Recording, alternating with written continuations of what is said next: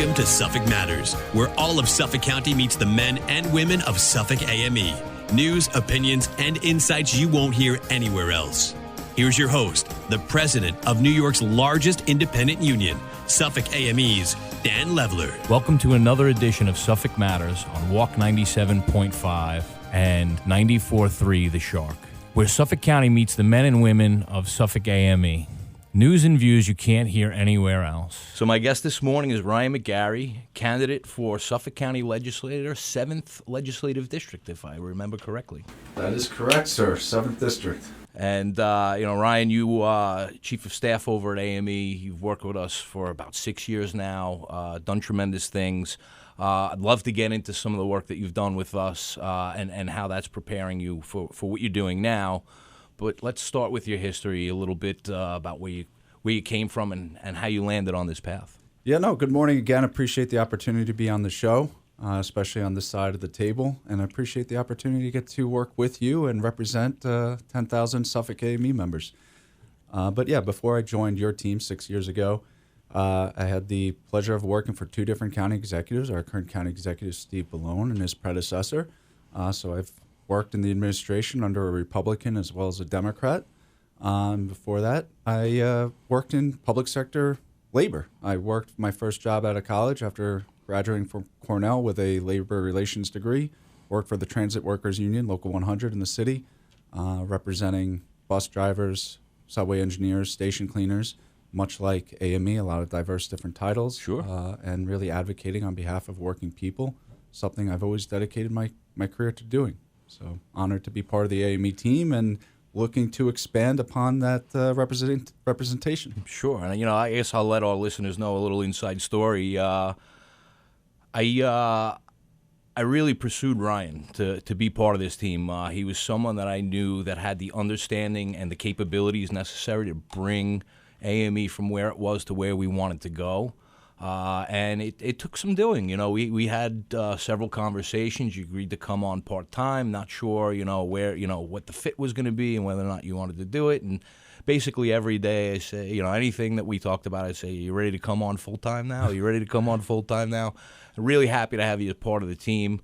Want to talk about some of the things that we did, but let's talk about the 7th District first. I know you've lived there. I know you know the issues. You're talking to people, but tell us in your own words. Tell us about the 7th District and why you're running. Yeah, I love living in the 7th District. I've been a homeowner there for just under 10 years. I grew up here on Long Island, 5 miles down the road from where I live now.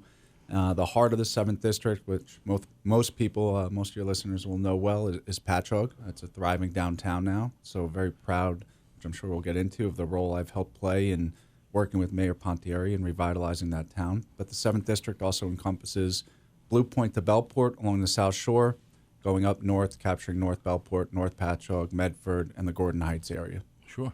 Yeah. No, and listen, it's a diverse community. Again, you're right. Patchogue is kind of known. It's buzz out there. You'll hear about, other places trying to revitalize and always quoting Patchogue and always talking about Patchogue. So I guess it's probably a good time just to kind of segue into, what your role has been in working down there to try and help make Patchogue what it is. Yeah, no, I appreciate that. When I'm not working, I'm always working, right? So I'm very proud to be volunteering in Patchogue, in my community, something that I was raised to do, give back and always be working toward the greater good. So shortly after I moved into the downtown area, I had already known the mayor, Mayor Pontieri, doing a fantastic job. Just 15 years ago, they had about a 70% or higher vacancy rating in downtown. Under his leadership, now it's, as you said, one of the examples of successful revitalization. So since 2015, I joined the Community Development Agency, which primarily focused on a lot of the beautification projects, street lighting, sidewalk installations, figuring out how to get grant funding for those projects and implement them. So help make Patchogue a place people want to come to. And after serving a few years on that board, I vacated that position to take on a role on the zoning board, where I'm really trying to work to keep everything in harmony with what the community wants and expects, but at the same time allow for folks looking to invest resources into our community to do so that we can have a thriving business district in downtown. Sure, and I mean, again such a great example of revitalization that it's quoted all the time. We want to turn our community to something like what Patchogue is, and I'm sure there are a ton of folks now that I mean, people are there. If you go there on a Friday night in the summer, people are there, and so it's a great opportunity for businesses. It's a great opportunity for residents. It's a very tight knit community in a way for such an active area. You're always seeing people that know other people and walking around. And a few times I've been down in the actual village area itself. Walking from one store to another, I'm going to find somebody that I know or somebody that knows me and end up striking a conversation, walk into a restaurant, see somebody it is a place to be. And it's more than just vision, right? Like, so to make something like this happen, you have to have the idea, you have to be able to see it, but then it takes folks like you to make that happen. And so we're going to segue into AME work now. Beautiful. Because we've had some very interesting conversations, you and I, on where I see the future of this organization, where it needs to go, and to be able to have those conversations with you and figure out the logistics to make those things a reality. I mean, we have some big examples, and can you turn that off? And if you got the other one in you, turn that off too. So so in your own excuse me.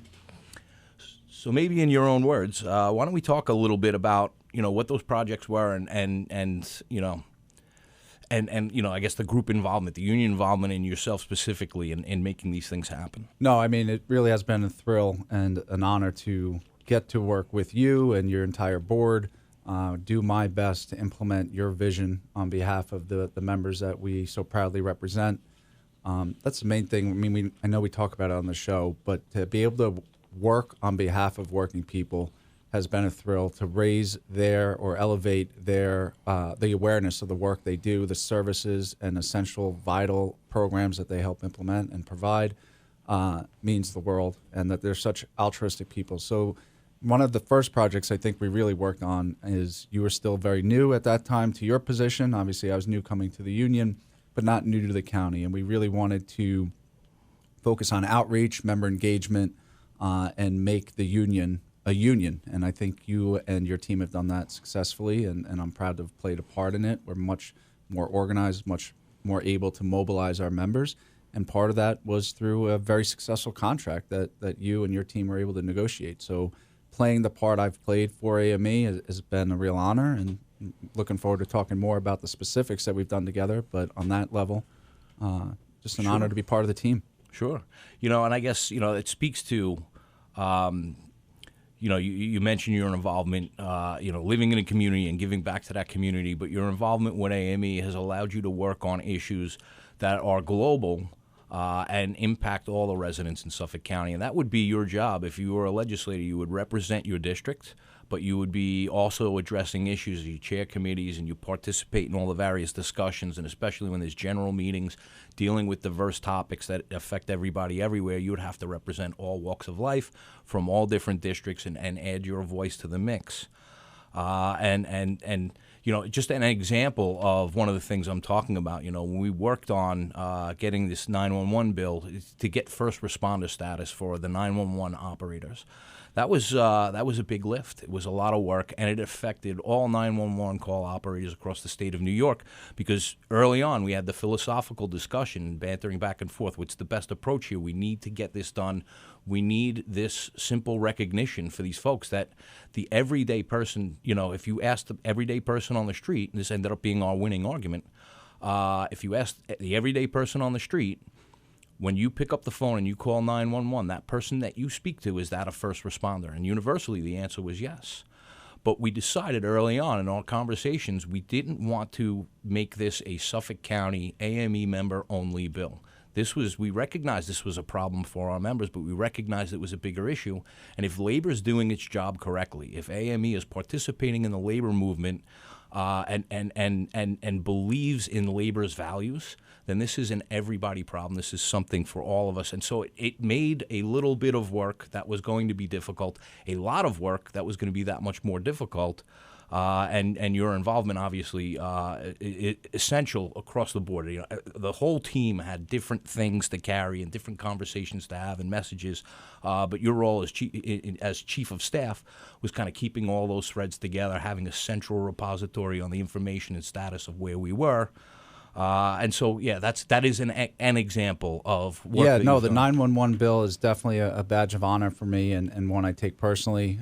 You know it well. I have a framed copy of that bill in my office at AME.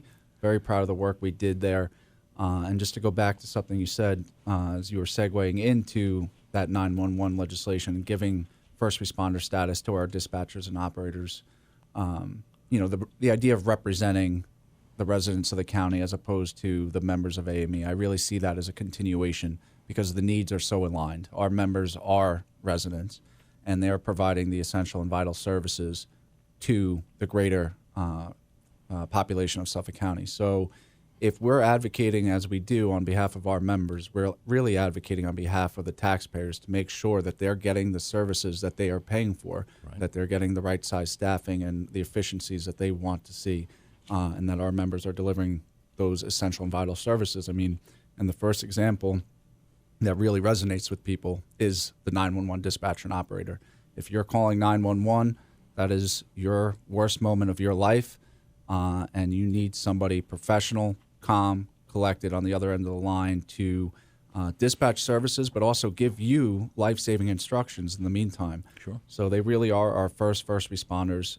If you look at the levels of stress, if you look at the impact that it has on their health, their family life, it's comparable, if not in some cases worse, the trauma than the actual first responders arriving on scene. As a volunteer firefighter, I know we'd be lost without those professionals. So to get them that first responder status was a tantamount priority, and the fact that we were able to do it in the way we were. We worked with Assemblyman Joe DiStefano, former retired AME member. Sure. He obviously being of the minority in the state, we need to work in a bipartisan way. We worked with the former Assemblyman Peter Abate on language, and that's the fun of government, and that's a lot of give and take. We had what we wanted, and in order to get it passed, you have to make compromise. Sure. So how do you make compromise while still holding the line and not giving up on what you're fighting for? And I think we achieved that. We got them first responder status under New York state law, which not only makes them feel more valued, but it makes them more valued, and it makes them more eligible for important benefits that only first responders receive. So very proud to have worked with your team on getting that done. Yeah, no, listen, it was excellent work, and I think it's also indicative of one of the reasons why you have the AME endorsement, seeing your ability to get these things done. I think generally the public sees election season as, a couple of candidates from a particular area, criticizing each other back and forth and fighting, and, you get to see how well they fight. But actually getting government done is a lot of consensus building. There are a lot of, maybe heated discussions, but they're heated because people are passionate in their values and they want to achieve the best possible result. So gaining that understanding from someone with an opposing viewpoint, getting them on the same page and getting what they need and getting what you need done all at the same time. It's a lot of conversation. It's a lot of discussion. It's a lot of background research and everything else, and that's really what gets done. As a legislator, that's really what gets done, and we got to see it firsthand for 6 years, your skill and ability to get those things done. I appreciate it. Yeah, it's been a real privilege. Yeah, and so, we could talk about a few other things, but I think one other thing that I think illustrates an example of why we understood you to be, the candidate for this district, is to talk about the May Day Music Festival. And that was, the concept behind that was people get to see unions usually through the media, and they get to see it when it's a time of conflict. And we think about right now the different strikes that you've heard about, the different, illegal actions being taken by big corporations to prevent unions from forming. I think of Starbucks in this instance, but Amazon is probably not exempt from this as well. But you see all of these conflicts and you think, well, that's what labor's about. They're going to try and stop me from getting my cup of coffee unless, they get a bigger piece of bigger piece of the pie and whatever else. But there's so much more that goes into being a union member, and what that secondary family is. You know, your work life, you spend a big chunk of your day every single week for many years of your life, you know, working with people, and there's so much more in being a union member. So the idea was we wanted to open up to the public and let them come to an event that we knew a large portion of union members were going to be at. And there was going to be no conflict, and there was going to be no preaching, there was going to be no pushing of union values or anything else. We just wanted them in the same space to see how union people live in everyday life, how they go out, how they enjoy a show, how they interact with other people. It has been hugely successful, but it's a major undertaking, you know, and you have experience with this stuff, you know, working under County Executive Malone, working on the marathon. That was another big endeavor, and, you know, excellent work there. Obviously, you know, I don't need to reinforce that to you, but you know, maybe talk a little bit about the May Day Music Festival and the work that went into that. Yeah, no, I appreciate it. And you mentioned the marathon, and I think the marathon is something that was just one thing I was responsible for while working for County Executive alone, but it was probably the most visible thing that I was working on, most tangible, most relatable. And I think you were able to see the success we were able to have with the marathon and wanted to create something new, and you knew you had a team in place that was capable of putting an event of that scale together. So yeah, with the marathon, that was a big undertaking where we were able to create a annual event. I am very proud that Steve Ballone has continued it, and it's going to break over $1 million raised for local Suffolk County veterans who call Suffolk home. They've given so much for our region, our country. The least we can do is have an event to celebrate them and then also give back. So then when we joined, when I joined AME and was part of your team, we tried to take a similar approach and say, how can we address some of those things that you mentioned, where the perspective or the view of labor and a union member, what it meant, it was a punchline rather than a source of pride in a lot of conversations. Right. Or it was a political tool where unions are the same as a big corporation in terms of lobbying, when really it's a conglomeration of people just advocating for themselves and their neighborhood and their families. Right. So, and then the beautiful thing about the May Day Music Festival is the overlap that music has always had with labor and social justice, economic justice. So in order to bring that all together was really an amazing opportunity, and something I think we've done fairly successfully. We're able to bring together in either at South Haven Park or where we ended up at Bald Hill Amphitheater, a wonderful event, family-friendly event, where we're able to introduce ourselves as union members to the greater region and really let them see behind the curtain that we're not the scary other. We are your friends, your family, your neighbors.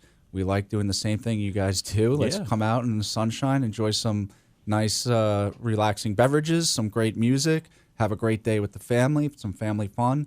And then, by the way, we're going to raise some money for charity, or at least try to in the process. So we've raised about 1,000 pounds of food each year with the May Day Music Festival, giving back to our neighbors in need. And then we always try through sponsorships to raise some money for charity, whether it be scholarships or just a donation to those critical food banks like Long Island Cares. Yeah, and you know, there has been each year just that incremental, that buzz before the concert each year. Every time the festival rolls around, you start hearing from more and more people, and you see that spread from, it was very, you know, union centric, and it was very much this is a union thing, to now this is a regional festival. It's one of the first ones that starts off, you know, the season, the music season. And people are out there, they're thinking about it, they're talking about it, and they don't necessarily even think about labor when it comes to this festival. They just think about having a good time, and they had a great experience. And to us, that's the best success story that you can have. No, you're absolutely right, because it's in the background. They become aware of AME, they become aware of the labor movement, but it's not, as you said, in your face. It's not forced down your throat. It's not a political event. It's just a family fun event. And then on our side, too, for our members, it's just a great engagement event. It gives our members something to be proud of.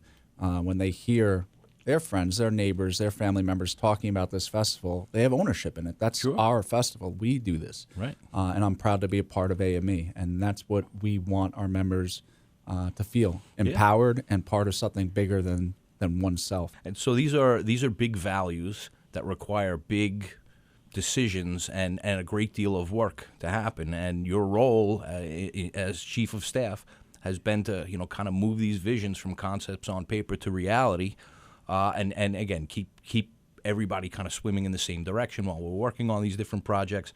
And it lends itself perfectly towards your ability to represent the 7th District and represent the people of Suffolk County around the Horseshoe. So let's talk a little bit about your campaign. Obviously, a lot of work goes into that as well.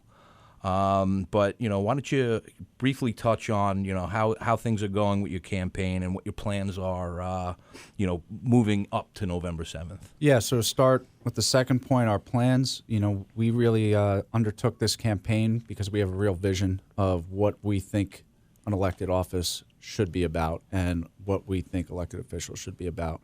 So if it wasn't me, I'd want the right person for the job. And first and foremost, you keep using the words, and that's because they're the right words, and that's service and representation. We need elected leaders who are going to listen, serve, and represent their constituents. But beyond that, we really want to achieve great things at a regional level of government. The county is a regional level of government. It should be undertaking large-scale projects instead of impeding them. And these large-scale projects are primarily infrastructure projects, and I'm talking about clean water infrastructure, so that we're putting people to work in the short term, good union jobs to lay out the infrastructure needed. And then it also helps further our economy by then providing the framework for private investors to want to develop or be able to develop or invest in communities. They can't do that without government doing the right thing and providing that skeletal system of sewers, transportation, energy infrastructure. So we should be undertaking those large projects. And then not only is that good economically and good for jobs, but we live on an island, and without taking care of our water quality, we are sentencing ourselves to literal death. Yeah. We need to make sure our drinking water is safe for ourselves, our family, our children, the water that we're bathing in, the water that we're recreating in, our tourism industry. It all ties back to water. And the fact that the legislative majority voted against advancing clean water infrastructure projects was extremely disheartening and actually made it very much more so encouraging on our part that we knew what we were fighting for here.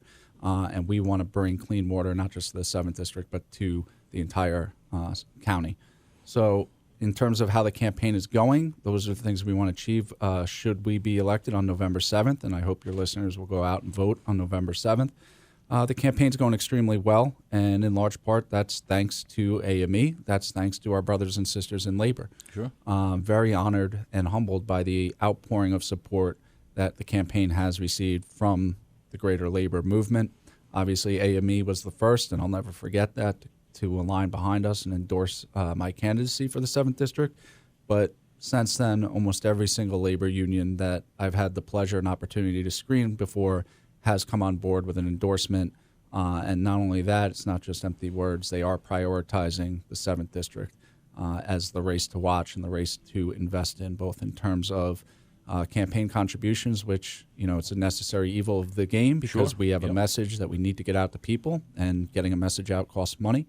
But also that classic labor movement, grassroots organizing effort of boots on the ground. Getting folks to knock doors with me, go out, tell their neighbors, I'm a proud labor member, I'm a proud union member in the community, and I'm supporting Ryan McGarry for LD7, and here's why. That firsthand testimonial means a lot to folks, and to have labor support there, we're doing extremely well. We are looking forward to victory on November 7th, and with labor's help, we will get there. Yeah, and listen, that's going to be a bittersweet day from my perspective. All of the work that we've talked about earlier in the show, the great things that you've done, but knowing that you're going to take the skill sets that you've developed across a long and diverse career and put that to work, not just for the 7th District, but for all people in Suffolk County. You talk about water quality. I mean, this is a big issue. When we look at all of the different factors we look at for endorsements. It's never these decisions are never made in a vacuum. There's a committee of people. There's a number of factors that we have to analyze and make decisions on when we say this is the candidate we believe in. And we're gonna tell the public we're going to tell the public these are all the people we believe in and this is why, and we talk to them about our process.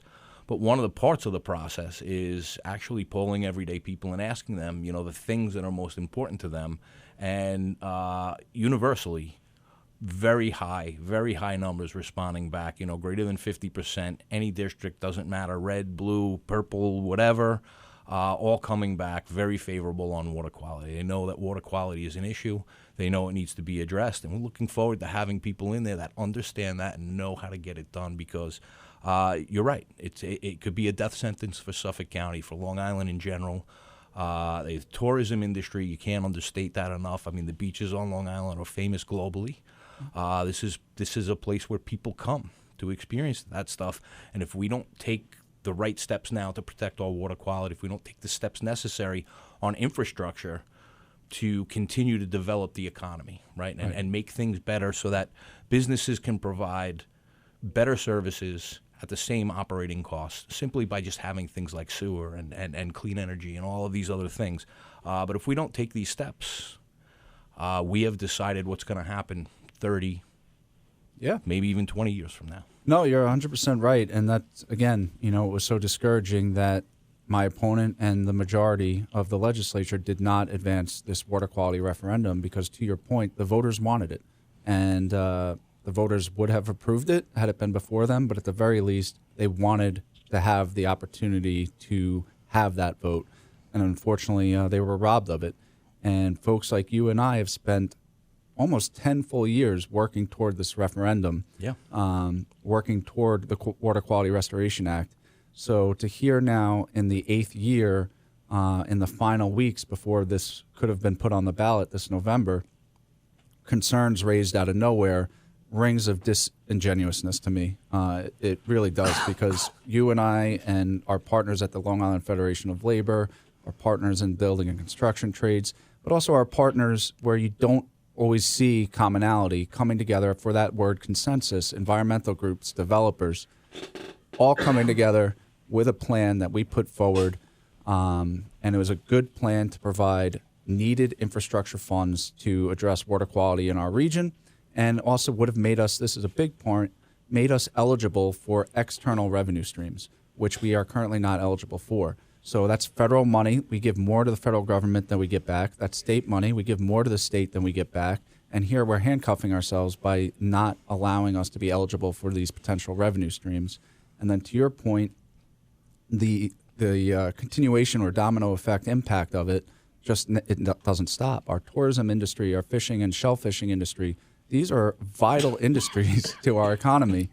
And without them, we're good? I'm worse than Stan, sorry. I'm going to silence my cough. No, it's fine. Wrong pipe, sorry. I know Patrick can figure this out, but without the tourism industry, without our fishing and shellfishing industry, we really do run into trouble at the county level of government because, as you know, but maybe not our listeners, because most of us, we pay our taxes either as part of our mortgage or just the bill. We don't really look at the line-by-line breakdown. But for the county, our general fund, the average person is paying less than $100 a year for the essential and vital services that the county government provides. We are primarily funded through sales tax. So to have a thriving tourism industry is so important because that's external money coming into our region being spent. Instead of our own residents feeding the economy, we're bringing folks in to spend their money here locally. And that's a huge boon to our region. And to risk losing that puts us all at a tremendous disadvantage. And listen, recreation in general, whether it's restaurants, bars, whatever else, they all benefit from sewers as well. And it doesn't raise their cost of operating business. It allows them to provide better services in many areas where you can't have a facility to service what the community wants in terms of a particular business without having a massive land that would cost you too much to operate on, because you need the size of the property needs to be large enough to handle the water coming in and draining back out. If it's in a like a septic system as opposed to a sewer system, so you can have a smaller piece of property doing more work, and it's cost savings to the business and provides to the community at least as good of services as they had before. So there's all these little economic aspects of this that maybe you hear about sewers, you think about yourself, you think about your house, and you don't realize the impact that has on businesses is actually going to affect your bottom line also. Oh, without a doubt. Your costs are going to go down, and you're going to have better services. Right, and I mean, everything comes back to sewers. It really does, and I hate to belabor the issue, but it's an important topic. I mean, we have a housing shortage on Long Island right now. We can't build more housing units without sewers. To your point, I grew up in Sayville on the South Shore. The community doesn't have sewers. If a new restaurant opens, they have to serve you, no matter how nice of a restaurant it is, with disposable silverware, paper plates, because they are prohibited from putting in dishwashers because the system can't handle it without sewers. So we are really strangling out entrepreneurs, small business owners, and investors to our community, and cutting our noses to spite our face here. It's the lifeblood of the economy, these small businesses. So real quick, Ryan, we have to wrap here, but can you just tell us a little bit about if anybody's interested in getting involved in your campaign, where they can go, and any events that might be coming up?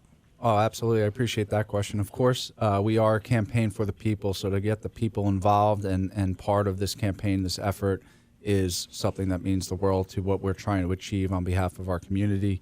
We'd love folks to come involved or just bring their concerns to our attention, because going back to service and representation, that's what we want to do, and we need to hear from folks in order to do that effectively. Our website is ryanmcgarryforthepeople.com. We encourage folks to go there. If people want to get involved, all the information's right there. We also just opened up a headquarters right in the heart of Patchogue at 8 West Main Street.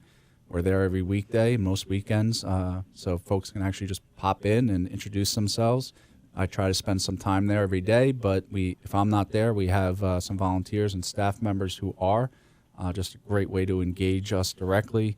And then we're also on social media through ryanmcgarryforthepeople.com. You can find all those channels.